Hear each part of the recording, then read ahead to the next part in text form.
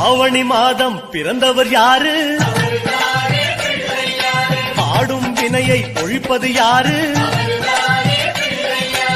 ஆதவன் வணங்கும் தெய்வம் யாரு? பூமியை தாங்கும் புண்ணியன் யாரு? அனலாசுரனை தின்றது யாரு? ஆணவம் நீக்கும் நாயகன் யாரு?